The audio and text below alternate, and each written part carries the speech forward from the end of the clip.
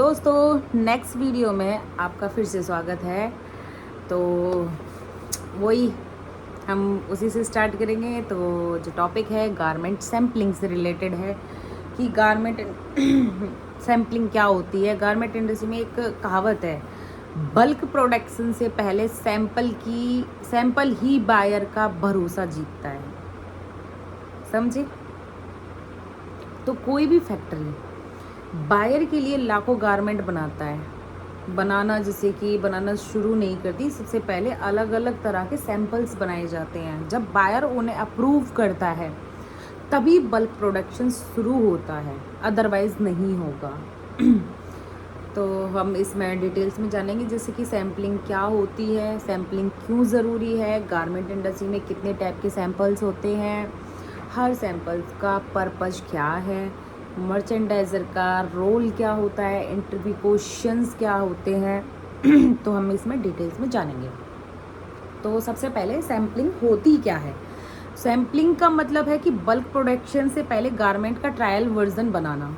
इस सैंपल की मदद से बायर चेक करता है डिज़ाइन सही से है या नहीं, फैब्रिक सही है या नहीं, फिटिंग ठीक है या नहीं, स्टिचिंग क्वालिटी कैसी है, कलर बायर की रिक्वायरमेंट के हिसाब से सही है या नहीं। अगर बायर सैंपल अप्रूव कर देता है तो तब फैक्ट्री बल्क प्रोडक्शन शुरू करती है। तो सैम्पलिंग नेक्स्ट है कि सैम्पलिंग इम्पोर्टेंट क्यों है। सैम्पलिंग इम्पोर्टेंट इसलिए है, बायर का ट्रस्ट बनाता है, गलतियाँ पहले ही पकड़ में आ जाती हैं, प्रोडक्शन का रिस्क कम होता है, कॉस्ट और टाइम दोनों बच जाते हैं, फाइनल प्रोडक्शन की क्वालिटी इम्प्रूव होती है। तो हम नेक्स्ट पे आते हैं। प्रोटो सैंपल क्या होता है, तो आप बताना अपनी तरफ से भी। तो प्रोटो सैंपल ये सबसे पहला सैंपल होता है। इसका पर्पज़ होता है कि बायर को गारमेंट की डिज़ाइन और बेसिक कंस्ट्रक्शंस दिखाना। इस स्टेज पर फाइनली जैसे फाइनल फैब्रिक ज़रूरी नहीं होता, कभी कभी सब स्टेबल फैब्रिक भी किया जाता है, ठीक है।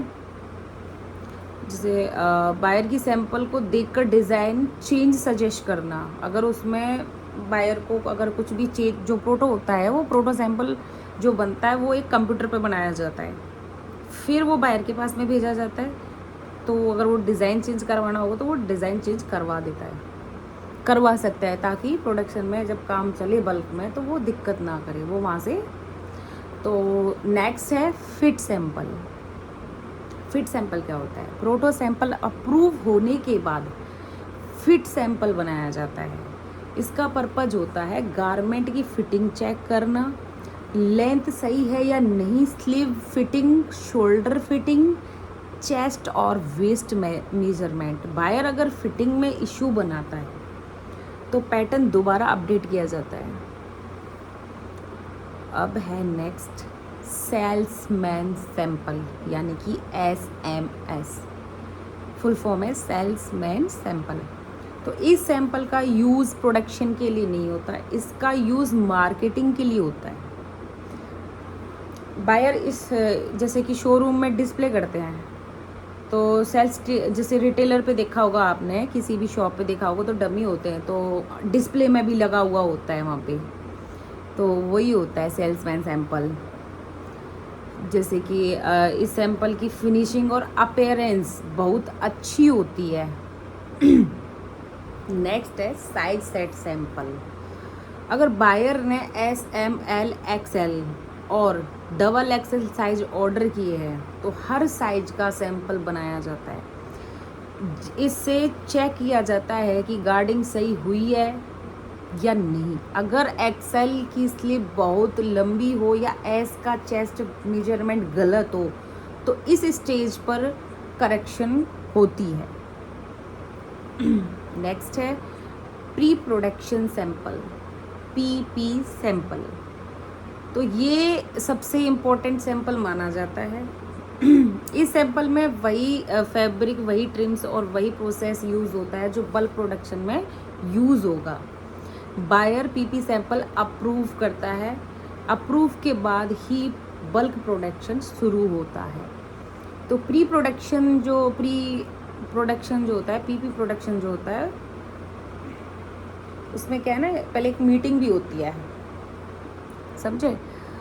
नेक्स्ट है top of production, top sample जो हाई लेवल का होता है। तो जब बल्क प्रोडक्शन शुरू हो जाती है तब उसी प्रोडक्शन लाइन से कुछ गारमेंट निकाल कर बायर को भेजते हैं।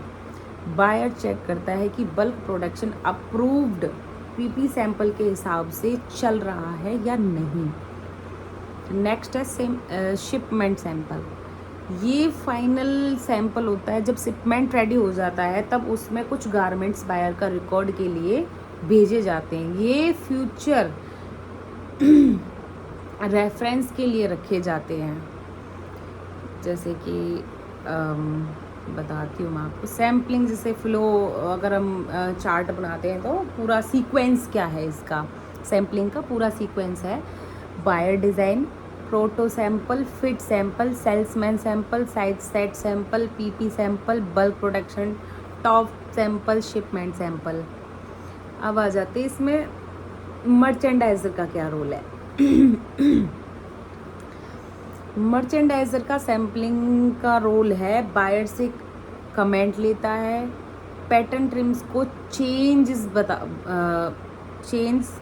बताता है, सैम्पलिंग डिपार्टमेंट के साथ फॉलो अप करता है, सैंपल कोरियर्स करवाता है, अप्रूवल स्टेटस ट्रैक करता है, प्रोडक्शन को अप्रूवल के बाद ही स्टार्ट करवाता है। सैम्पलिंग के दौरान अगर कम्युनिकेशंस बहुत इम्पॉर्टेंट होते हैं, आप ये जानते ही हो, कम्युनिकेट करना बहुत ज़रूरी है, वो भी बहुत पोलाइटली तरीके से। अगर सैम्पलिंग ना हो तो मान लीजिए बायर ने 50,000 जो टी शर्ट है वो ऑर्डर के लिए दिए हैं, फैक्ट्री ने बिना सैंपल अप्रूव कराए हैं प्रोडक्शन शुरू करा दी है, बाद में बायर ने कहा कि कॉलर का शेप गलत है, तो अब जो 50,000 टी शर्ट दोबारा बनानी पड़ सकती है ना, तो इससे फैक्ट्री को बहुत बड़ा नुकसान हो सकता है। इसीलिए सैम्पलिंग को गारमेंट इंडस्ट्री की सबसे इम्पोर्टेंट प्रोसेस में से एक माना जाता है। अब हम बात करते हैं इंटरव्यू में क्वेश्चन जो आते हैं, ये बहुत ज़रूरी है। अगर आप हाई लेवल पे कहीं पे भी जाते हो, बाइंग हाउस में अगर स्पेशली, तो वहाँ पे ये क्वेश्चंस आते हैं। सैम्पलिंग क्या होता है? बल्क प्रोडक्शन से पहले गारमेंट का ट्रायल वर्जन बनाते हैं। नेक्स्ट क्वेश्चन है पीपी सैंपल क्या होता है? बल्क प्रोडक्शन से पहले final approved sample. Next question है फिट सैंपल का पर्पस क्या होता है? गारमेंट की फिटिंग और मेजरमेंट चेक करना। जो नेक्स्ट क्वेश्चन है टॉप सैंपल कब भेजा जाता है? बल्क प्रोडक्शन शुरू होने के बाद। शिपमेंट सैंपल का यूज़ क्यों होता है, क्या होता है? बायर का रिकॉर्ड और फ्यूचर रेफरेंस के लिए होता है। तो ये है सैम्पलिंग गारमेंट का जो फाउंडेशन है। हर सैंपल का अपना अलग पर्पज़ होता है और हर स्टेज बायर को कॉन्फिडेंस देती है कि फाइनल प्रोडक्शन उसकी रिक्वायरमेंट के हिसाब से बन रहा है या नहीं।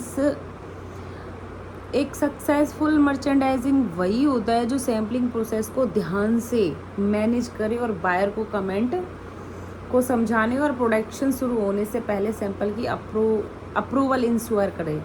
अगर आप सैम्पलिंग के सभी टाइप्स को अच्छी तरह से समझते हैं तो मर्चेंडाइजिंग का एक बहुत बड़ा और इम्पोर्टेंट हिस्सा आपके लिए आसान हो जाता है।